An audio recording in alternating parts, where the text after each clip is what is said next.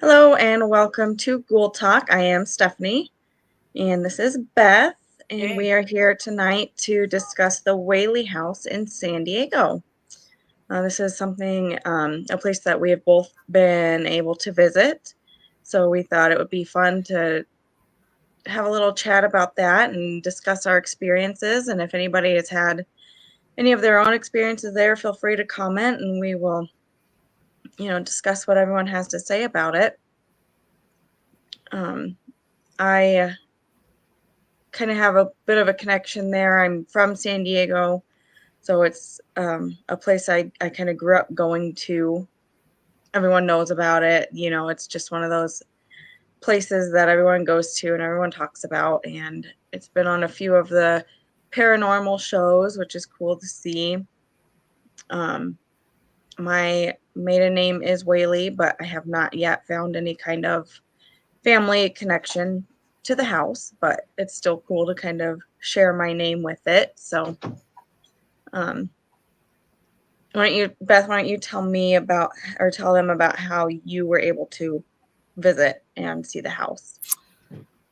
Oh, yeah. Well, we were traveling in California in our RV, and Peach, I always said her name not quite right. A friend of ours threw actually the Paracon up in Petoskey. We met her there and had become fast friends since. And so while we were in California, we got to visit her, and she was nice enough to buy us tickets to go to the Whaley house. It was funny because she didn't know I wanted to go. She probably knew, I'm into Sure. that, but she didn't know the connection. So that was very cool that she did that for us. And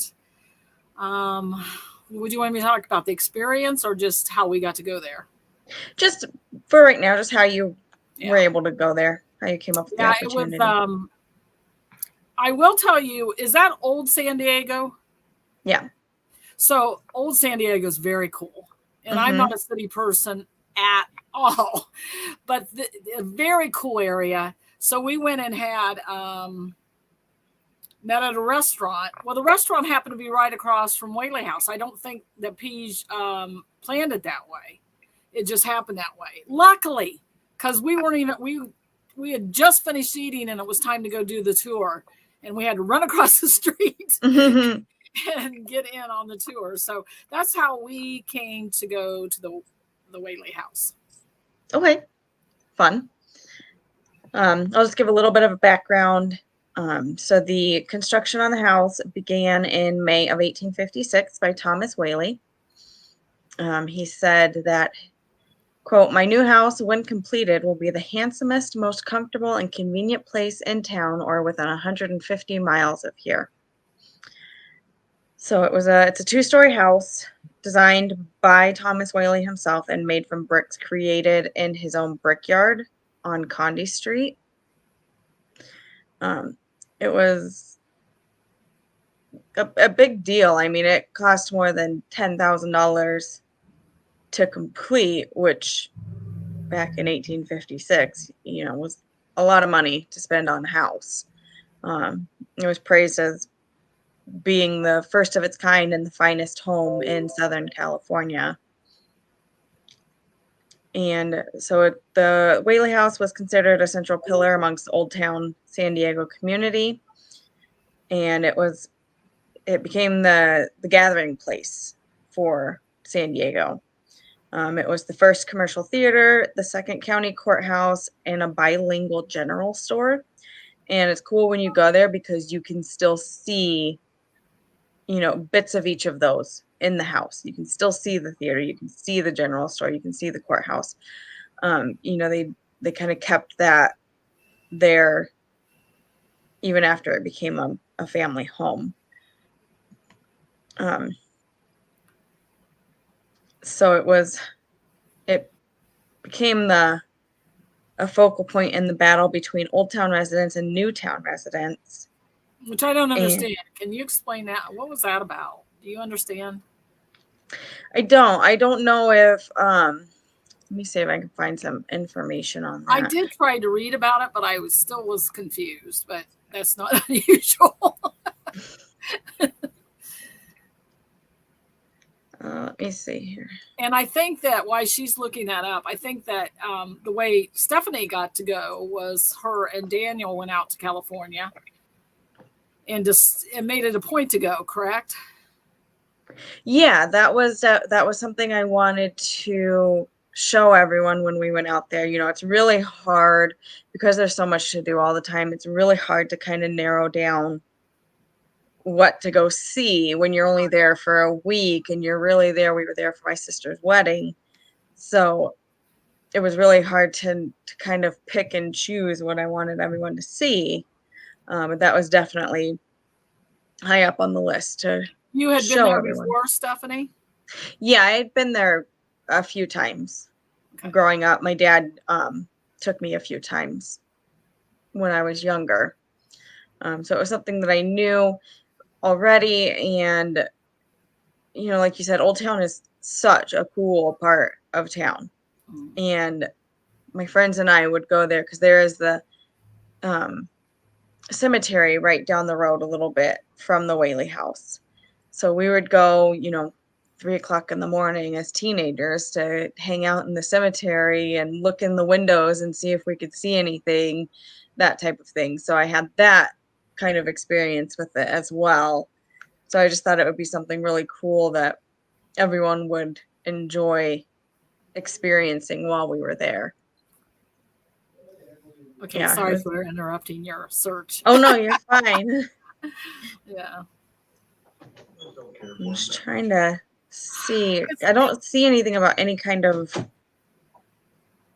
It was like they were maybe arguing who was going to claim it as theirs.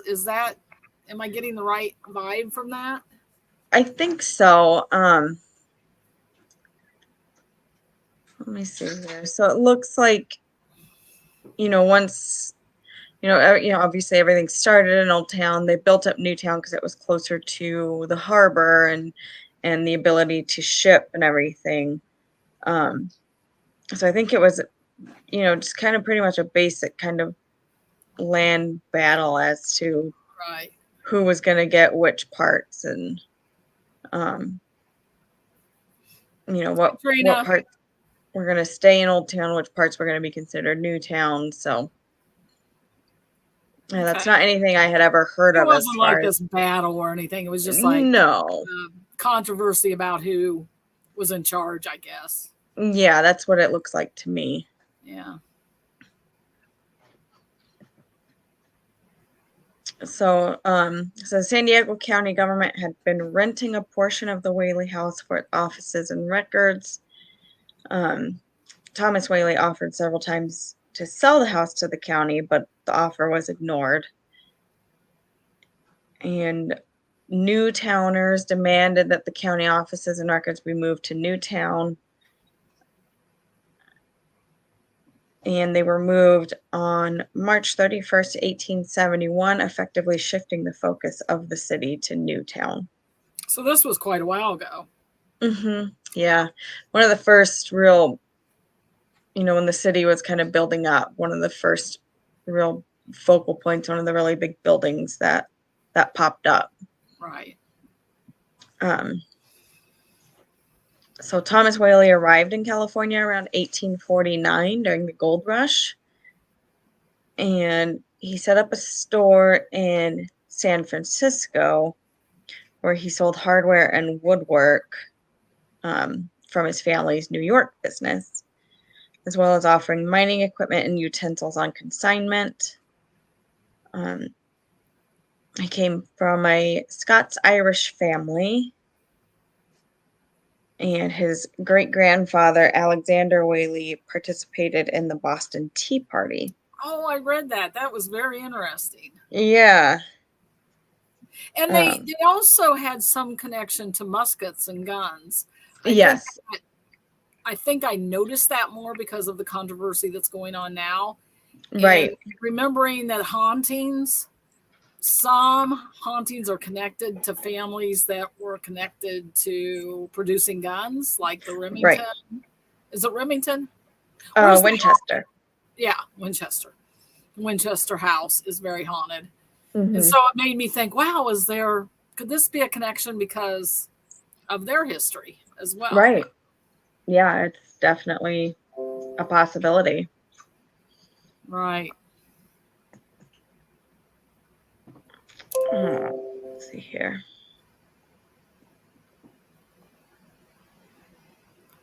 So my understanding is, they were a very well-to-do family, obviously, if they were going to build the most beautiful house in California. Yes. Was his claim. Yeah.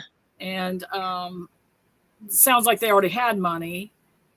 And it feels to me, and it felt to me at the time when we toured, that it was before the haunting started, very party-like atmosphere kind of house where there must have been a lot of social gatherings. And yeah.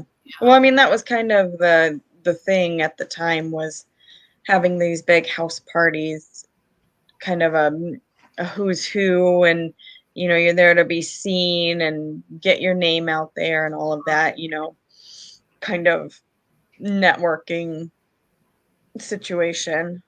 So I'm a little confused, and I hope you don't mind me jumping. I hope I'm not jumping ahead.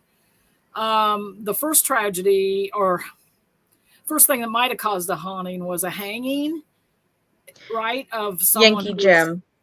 Of who? Yankee Jim. Mm-hmm. And it was on a boat, I think, or a fishing boat or something. Yeah, so that was during the time that it was a courthouse. There was a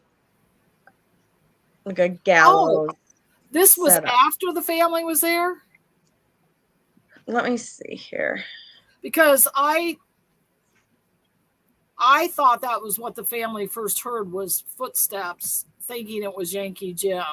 But I'm thinking that it must have been just the property. No, you're right. You're right. So the house was built there.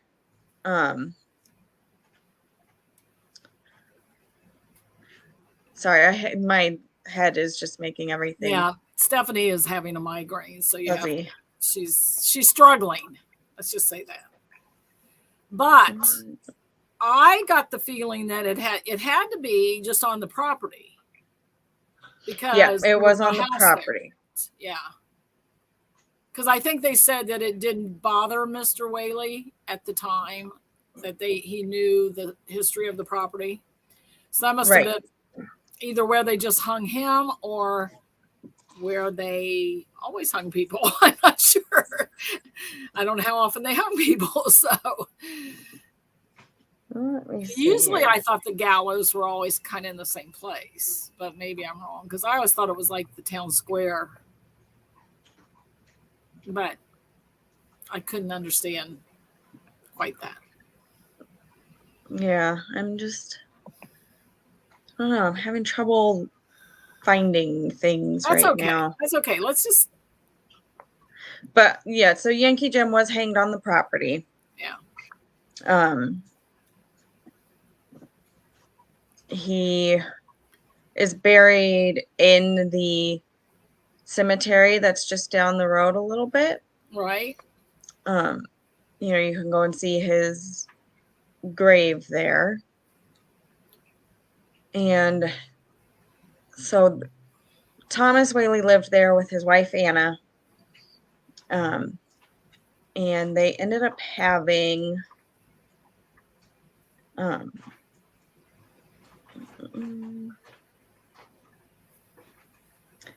so they had, by 1858, they had 3 children: Francis Hinton, Thomas, who died at just 18 months, and Anna Amelia.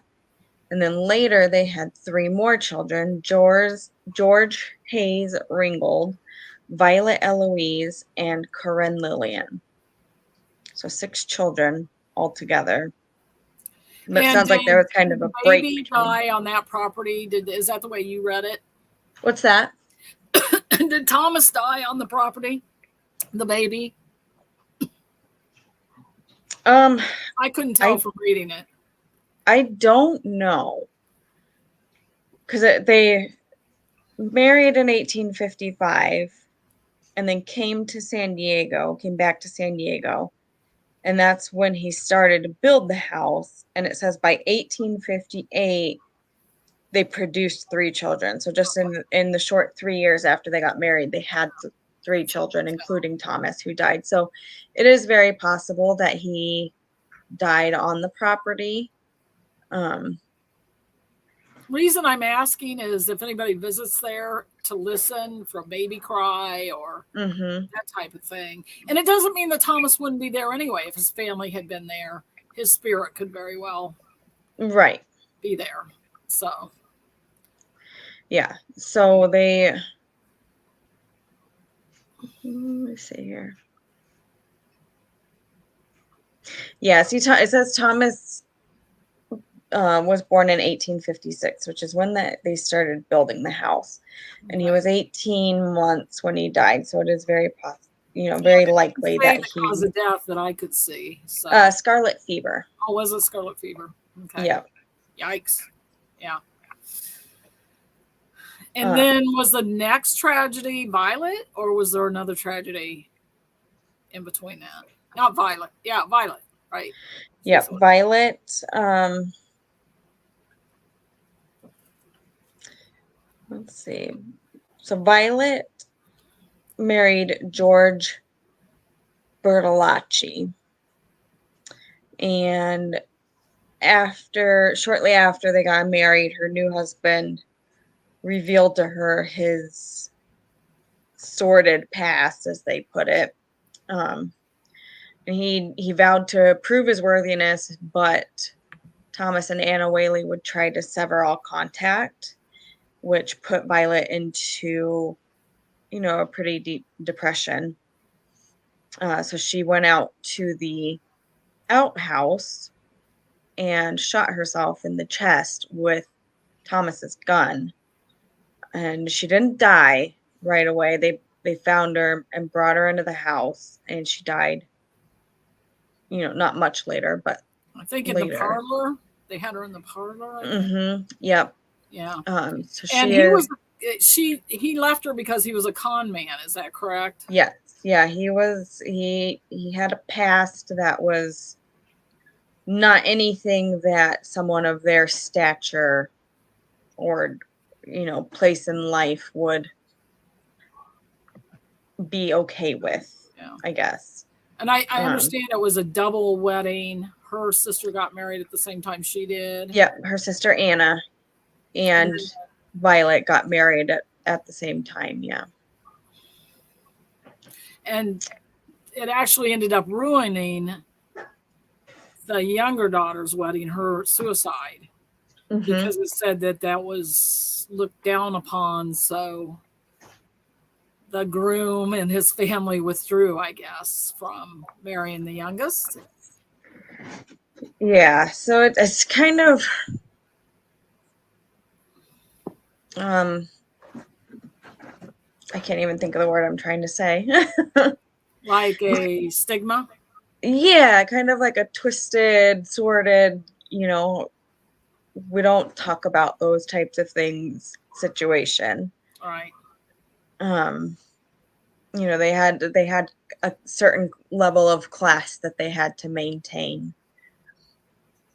Right. Which is really sad for the younger sister. And I guess it never dawned on me that it would have that big of an effect. I mean, yes, of course it's going to have a big effect on you when your sister kills herself, but I guess she had tried before. She jumped out of the second window into a cistern, I had read, and she survived. Yeah, she kind of had a history of depression and I guess kind of the problems with her husband with the last straw, so to say.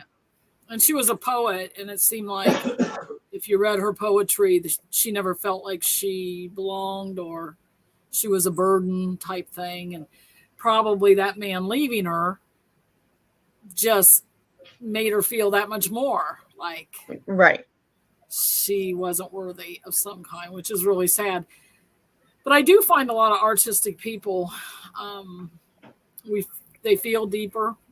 They feel, Mm-hmm.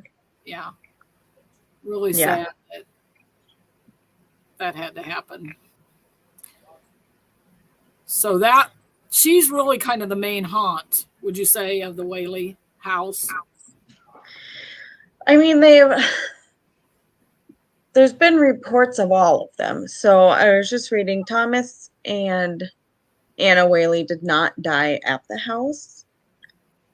The parents, mom Anna, not the daughter Anna, but they are definitely seen at the house. They think they had such a strong connection to the house that that's where they ended up staying after they Because they passed. sold that house, or not sold, they moved away from that house, built another Mm-hmm. house after her Yep. death.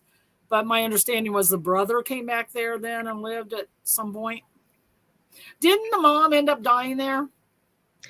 The mom ended up moving to Modesto. Oh, Yeah.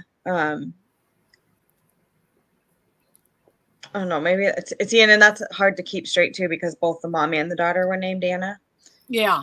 So I don't know which. I thought there was an Anna that died there, but I don't know because you read different sources. Right. And the brother Well, supposedly years later came back and lived there, I think, from what I read. And so there was more Whaley death there, but it yeah, was, there was. I think you're right. The mom Anna did die there. I think what I'm reading here is that the daughter Anna moved to Modesto. it would be so hard to move back there with your daughter's tragedy. Right. I mean, every time you'd walk in the parlor or out to the shed or look outside and see the shed, I mean, that would be hard. Be a hard place to live. But Yep. then again, there was a lot of good memories, so she might have also took comfort in that. Yeah. There was also the story of like a neighbor child who died on the property. That the kids were outside playing and the neighbor girl, I haven't ever been able to find a name or remember the name. They were running and she got caught on the clothesline Oh my and goodness. hanged herself on the clothesline. Yikes. Yeah, so that was another death on the property. So there's just been a lot of death on that property. And then of course the dog on the property that many people, including myself, have encountered. There's just a lot of tragedy surrounding the place, so I think it's fairly reasonable to say that there's some spirits hanging around. You're near a big water source too. You're near the Oh, ocean. definitely. So Yeah. you've got that energy coming in. But why don't you tell us about your experience when you were there, or that you experienced the dog or whatever? All the Yeah. experience. So when I was younger, it was set up a lot differently. It was kind of, instead of having like guided tours, you were pretty much just left on your own to wander around the house. So there was in the downstairs like parlor area, there was a piano and I could see a key pressed down, but there wasn't any like note that played with it. It was just the movement of the key pressing down.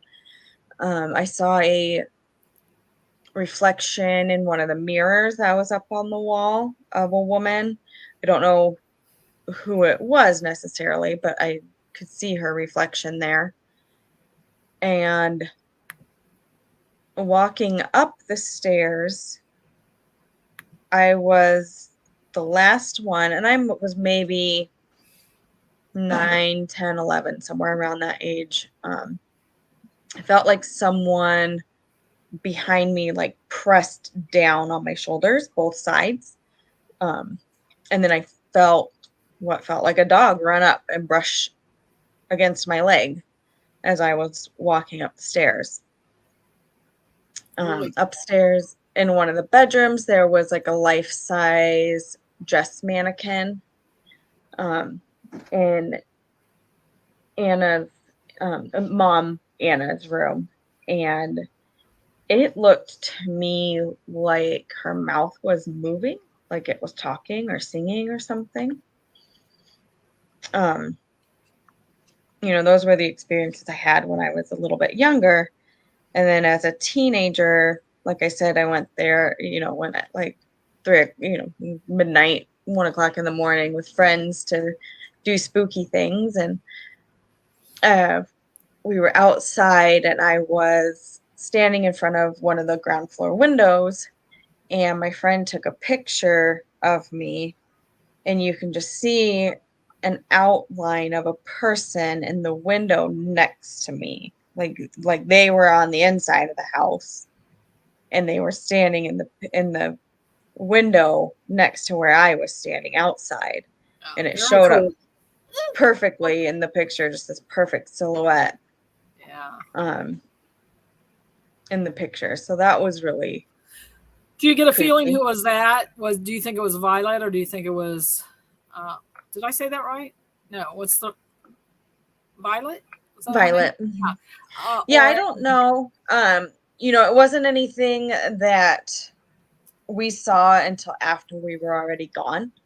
So it wasn't anything we could try to feel. You're really big with animals. I just realized that because you've had other contact with spirit animals on our investigations. Yeah. Yeah. You're very in tune to that. Which is weird because I'm not like a big pet person. Like I like animals. I don't like having pets. Yeah. I like other people's animals, but yeah, I do just seem to have that connection for some reason. I'm not sure. You notice them. Maybe right. Maybe we're all concentrating on trying to connect with the human, and you're open to whatever comes in. Right. So that's very cool. Yeah. So my experience was, I felt a lot when I was there, especially like in the theater area, because the second floor has the little theater area. Mm-hmm. They still have it there. And also, when you first go in where they do the presentation, I felt as much there as I did in the rest of the house. Yeah. And that was weird because it was chock full of living humans listening to the story. Right. And but my most profound experience there was when I feel spirit around me, I get very lightheaded and dizzy. And unfortunately that happened on the stairs. But a bigger energy feel than I felt on most investigations. Mm-hmm. We're actually looking for it. And I was just coming down the stairs. I wasn't thinking that I should feel anything. I wasn't trying to feel anything. It just hit me like vertigo would hit right. you. And a little scary because you're on the stairs and sure. Don't want to fall. So I don't know what that was all about, but that's where I felt it. And I felt it was feminine. Mm-hmm. I think there's a strong female presence in the house. Mm-hmm. Yeah. So I will tell you this: the tour guide was absolutely excellent. It had switched over to, would it be the county that took over, that we're doing the tours now, or the township?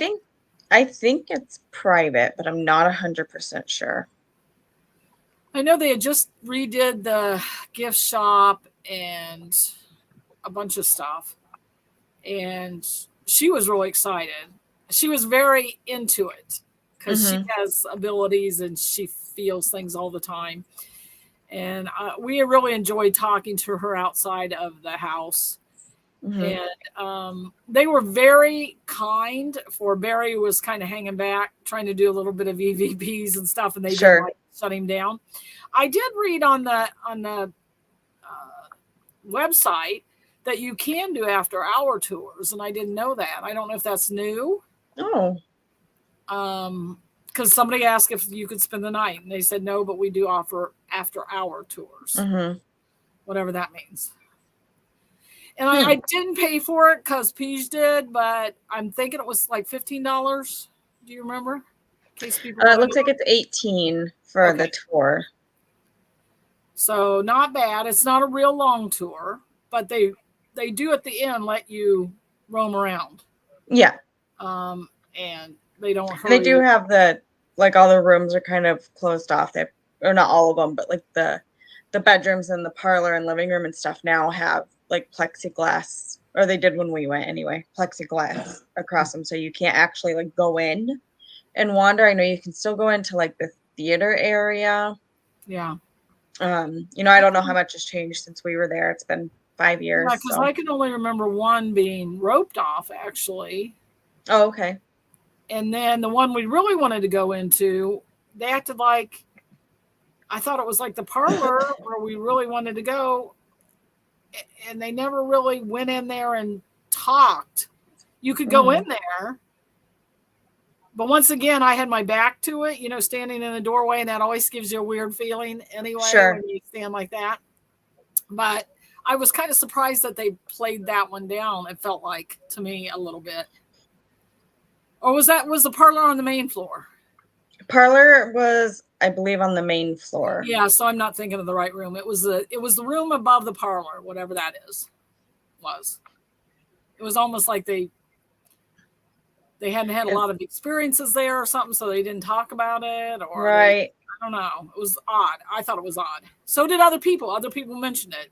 Like, why didn't you go in that room?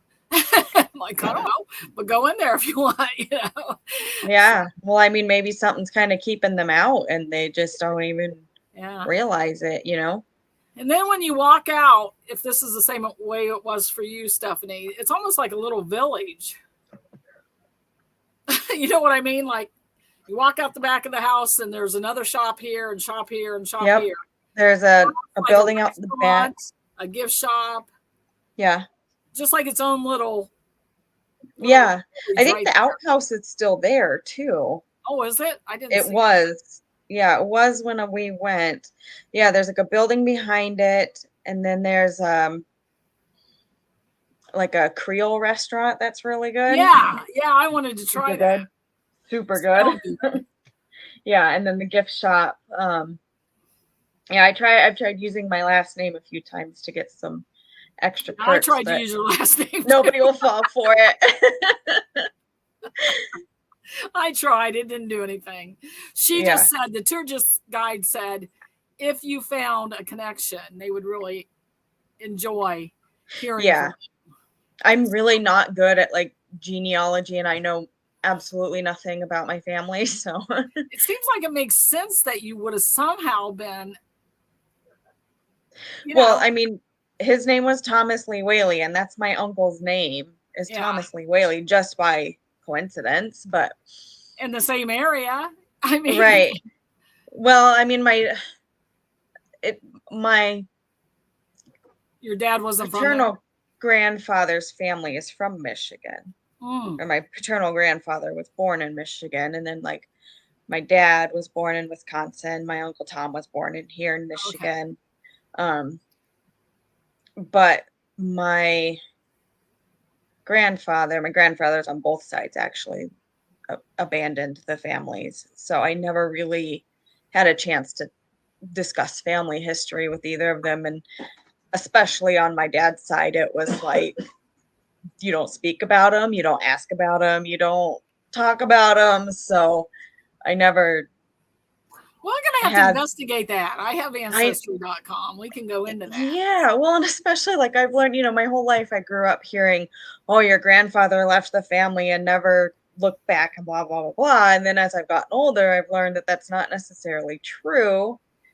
And my sister actually told me that she was talking to my grandma not long before my grandma died. And my grandma was like, yeah, well, we were living in Michigan and I took the kids and left and went back to Wisconsin because people from Michigan don't have souls and like all this Wait a minute. You know, it's like this whole different story than what I grew up with. But I'm the only grandkid from my grandfather's first family who even cared or wanted to open up and talk to him. You know, my cousins and stuff had zero interest in it whatsoever. So it's definitely something I would like to continue and investigate further. I just don't know where to go to find information. You know, I tried Ancestry, but without knowing, you know, I don't even have like basic information to start. I had my grandfather's middle name wrong my whole life. You'd be surprised what I can find out. So yeah, I mean, I've been looking up David Ancestry. I've been looking up David Herschel Whaley because somewhere I was told that was his middle name, and I found out after my dad died that it wasn't even his real middle name. So that's probably why I couldn't find anything on him. That would be hard. So here's a side note: you and Daniel are going back in August to California, and you're going to try to go to Alcatraz. Yes. So that's going to be another show we can have in the future. Because I bought the tickets the other day, so we'll be going. Did you really? Yep. I'm so jealous. It's the evening one, so it starts at 6:30, and it's like a 2.5 hour, tour. You take the ferry over, you get a tour of the building, and I've been there before once, before I moved to Michigan, so probably. Are you going to try to hide and miss the boat? That would be pretty cool. That would be really cool. Yeah. Do they do anything like that to your knowledge? Like, do they ever do an overnighter? Or? I don't think they do overnight ones, but they do have what they call like a behind the scenes tour. So you get to go into places that aren't necessarily open to the public, in a standard tour. Right. But yeah, I mean, that place, just the emotions and the feelings you get there, because so much has happened there. So much is marked, yeah. Mm-hmm. Which I kind of feel about the Whaley house. They seem to have had, and I think that's true for a lot of families from that era, that they had a lot of tragedy. Oh, sure. I mean, you guys know when we go to a graveyard from that era, there's 4 or 5 babies, usually the family that didn't make it. Yeah, yeah. Or toddlers, or even young adults, 20s. So I could see why that era really marked that energy a lot. But talk about Alcatraz, my goodness, murders and people that were mentally ill. And probably people that were not judged correctly. Can you imagine being innocent and being sent there? Oh my gosh. Yeah. Because I mean, that's where they sent the worst of the worst. Yeah. And what they thought was the worst of the worst. Like if you were accused and you didn't do it, it could have been like a family massacre or something. And then you're sent with all these really crazy people. Yeah. Yeah, that would be something. So if we're talking about the Whaleys, did we miss anything, do you feel, like about the history or anything that we should go back and touch on? No, I think we got basic. There was quite a few family members who died in the house, but they weren't necessarily all tragic. Obviously the baby dying of scarlet fever was tragic, and Violet was tragic, and the neighborhood child who died was tragic. But I think the other ones who passed there were more natural, like into life, yeah. Which is still obviously a sadness for the family, but not a huge traumatic thing like the other ones were. Right. And back then, I don't know if Violet was. She probably wasn't. She was shot in the chest, so she probably would have been laid out there. Mm-hmm. But back then, for you that don't know, they didn't necessarily take him to a funeral home. They laid him out usually in the parlor. In the home, yeah. Yeah, and that's where the visitation was. And the body was there quite a few days. And that's where it was prepared and everything that goes with that. Yeah, right in the home. Now, is she in that graveyard that Yankee Jim's in? I'm not sure. I know I've looked for them there. I don't think I've ever seen anybody there. Do you say that's on their property or not? It's not on the property. It's down a little ways. Did you go to that? No, nobody even mentioned that except for you, and I didn't know how to get there. But we were with somebody else too, so yeah. It's called the El Campo Santo Cemetery. And it's just down the road just a little bit, not very far at all. Because when you're walking down the street towards the cemetery, all along the sidewalk and in the road are these little brass markers that say grave site. Whoa. And so the sidewalks and the road are built right over graves, and they have these little tiny, they're maybe an inch round in diameter markers, brass markers. They have a little star on them that will say grave marker or grave site, however they worded it. Yeah, and to get back to Yankee Jim, did that not seem harsh to you that he stole a boat? And he was a career criminal, so that might be why. Oh, okay. Yeah, because he was a horse thief. But yeah, that might be why. So it says here. Still, I always think that being hung or that type of thing is reserved for murderers and rapists. Yeah, I think back then though, it didn't. But thieves, you could also make thieves work, and back then, right, and repay their debt. But that just seems so harsh to me. Yeah, him to us it does, but I think back then it didn't really take much to receive that sentence. I guess you would think twice about stealing before, if that was the case. So yeah. So I wonder if she isn't buried right on the property, but what makes me think she might not be, but you said the cemetery's not far from there. I don't know about the water level. It's because you're so close to the ocean, right? Like in New Orleans and Florida Keys, the graves are above ground. Mm-hmm. So you would think you would notice that if she was buried on property, but maybe they're far enough. It is kind of up a hill a little bit, isn't it? Now that I think about it. Yeah. It's quite a big hill now that I think about it. It is, yeah. It's it's a fairly small cemetery. The graves that still have actual markers there, and then there's like fences built around each grave, little like white picket fences pretty much. And it's actually rumored to be haunted as well, the cemetery itself. It's said that there is reportedly a young Hispanic male that is seen, an unknown. Obviously, they don't know who he is, but it's been said that he's been seen there. So Yankee Jim Robinson was hanged on the property of the Whaley house, and he was buried in the El Campo Santo Cemetery. So people have seen apparitions there dressed in period costumes that seem to glide above the graves and then disappear.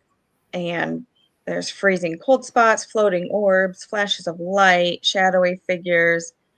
Lots of that. The whole area of town is just old. Now, will you guys be near there? You and Daniel this next trip?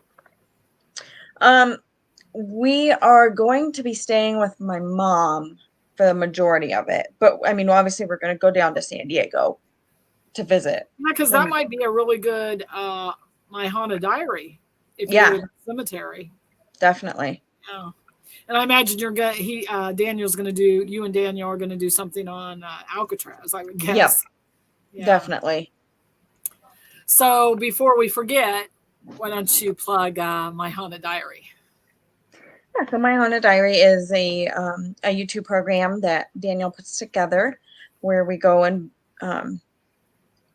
either visit various places or talk about various places, put together little episodes to show kind of behind the scenes what we do, our life as paranormal investigators, and the awesome places that we get to see. Like, as I'm sitting here, he's putting together stuff from the Indiana State Sanatorium, so that'll be an exciting one.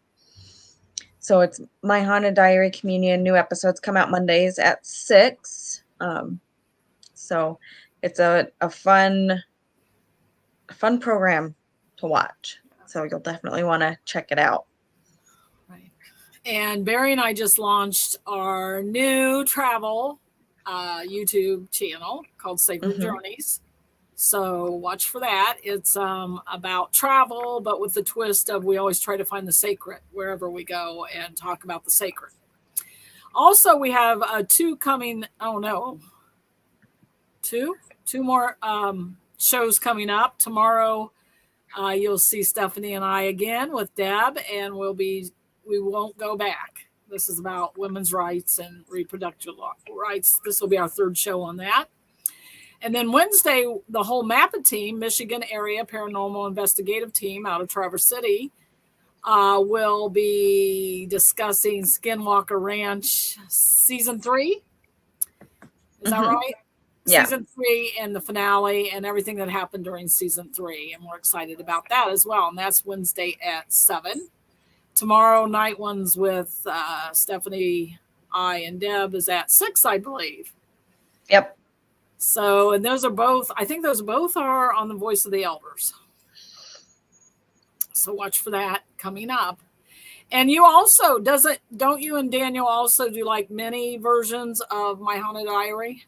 Yeah, so Daniel put together little 5-minute mini-sodes, and those are kind of more of the behind the scenes things, or littler, smaller chunks to kind of get people excited. Not everyone has 20 or 30 minutes at a time to sit and watch. So we have the little 5-minute ones too, for people just to have a quick little show to watch. Good. So that's My Tiny Haunted Diary. They're all on YouTube. Yep. And then or you can find My Haunted Diary on Facebook. And that will get you to the correct YouTube channel, because there is another channel with the same name. Right. Just make sure you're looking for Daniel Mackin. And I think you also put the word in communion, don't you, in your title? Yeah. So that helps a little bit. Yep. And please, we are all small YouTube channels right now. And so if you would like and subscribe us, that would be awesome. And of course, you're watching Ghoul Talk right now, and we would like you to hit the like and subscribe. Now, Ghoul Talk, we only do probably once a month. Maybe sometimes we jump on here to do another one if something's going on. But we're also doing Lost Souls.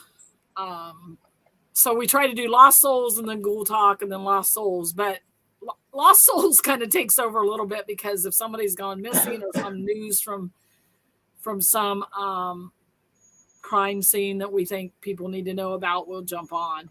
And Lost Souls is about cold cases, missing and unsolved cases that we think that we are led to want to help keep the light on those cases so that they don't just die away and everybody forgets about them, and we don't want that.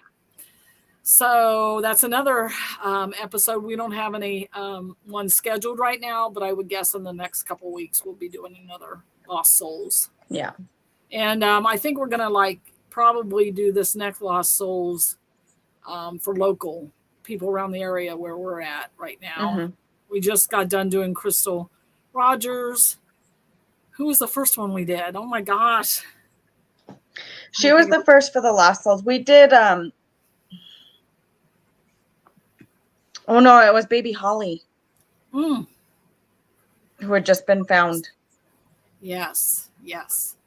So, and if you have any suggestions, hi, cameraman. How are you? We missed you. Ask for the devil that he shall appear. I'm here. I have terrible eyesight. Oh, maybe I can put my things on. I'm here now, by the way. So we'll put cameraman up here. Yeah, cameraman, we've been talking about the Whaley house in California and Alcatraz, and then now we've gotten on to talking about our other shows. But welcome, cameraman. Anyway, what was I saying? He threw me for a loop. I don't think I remember. It must have not been important. But yeah, so we just really all of a sudden we're doing all these shows. It's crazy. Yeah. You know, we have Lost Souls and we have Ghoul Talk, which we're on now, and we have we will not go back. And the Map It team meets. We don't even have a name for our Map It team shows. We got to come up with a name. And we also do. I've lost it. I've lost it completely. Anyway, that's what we do. So pretty much. Oh, and the guys do a new episode called Men's Corner, where they come on and talk about the only show they've done was they were supporting women and women's rights. And it was a really excellent show. So if you get a chance, go watch that on YouTube as well. I think the next one, Barry's really wanting to do one on the gun issue. Mm-hmm. And he knew that Daniel was really busy this week with Cherry Festival. And so we kind of put it off, not to exhaust everybody with all the shows we're already doing. It was a courthouse, yes. Mm-hmm.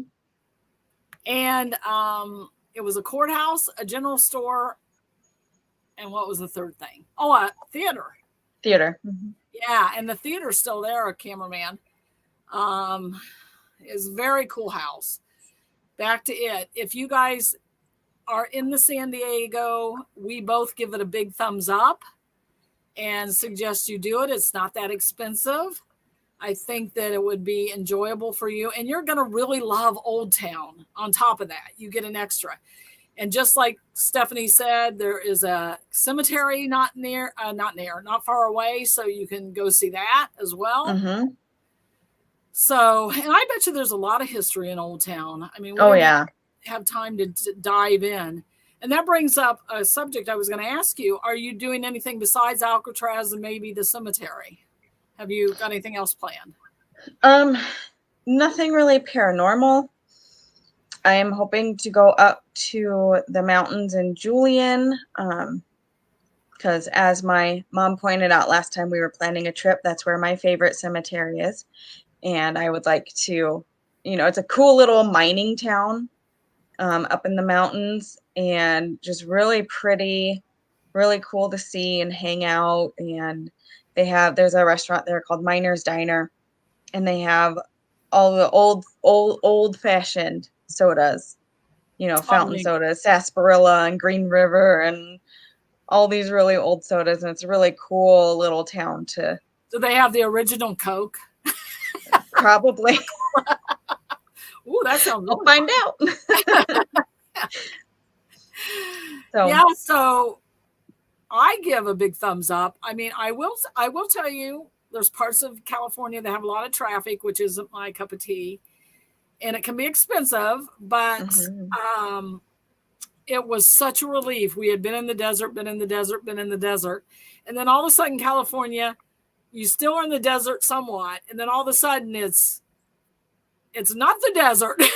Yeah. And we had been in the desert so long that by the time we got to California, it was such a relief to be there. So, see, that's the thing about San Diego. You can do the desert, the mountains, and the beach in one day.